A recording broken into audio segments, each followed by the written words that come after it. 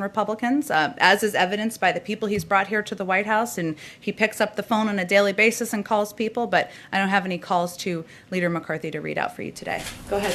Two topics. First of all, what does President Biden think about the Dallas Mavericks owner, Mark Cuban, deciding to indefinitely stop playing the national anthem before his National Basketball Association games?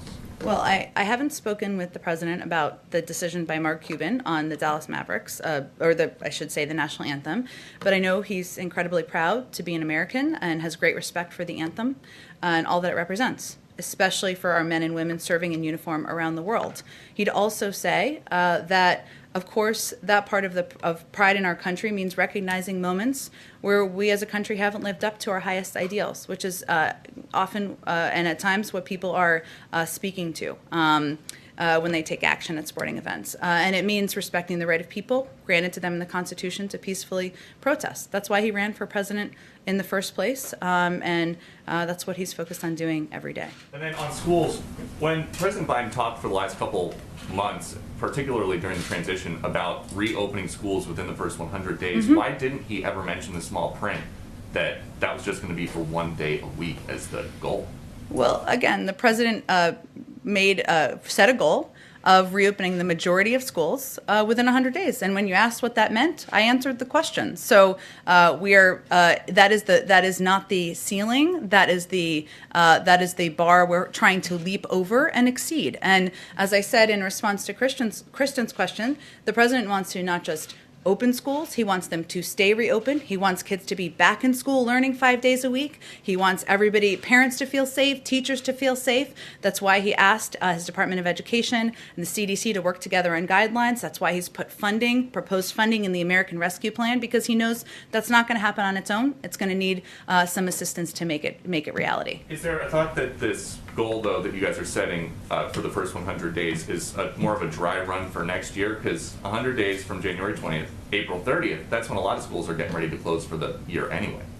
Well, it just happens that January 20th is when every president is inaugurated, so we can't change that. And 100 days we felt was a period of time, a measurable period of time where we could set a goal, measure ourselves against, hopefully leap way past that goal. That's always our objective, and then build from there. And you're right, schools won't be in session for the summer, but this is a pandemic. We're working to get under control, making progress every month, and we're certainly hopeful that things will be, more kids will be back in school 5 days a week as quickly as it can safely happen. And then just one more for one of our colleagues who could not be here because of social distancing guidelines.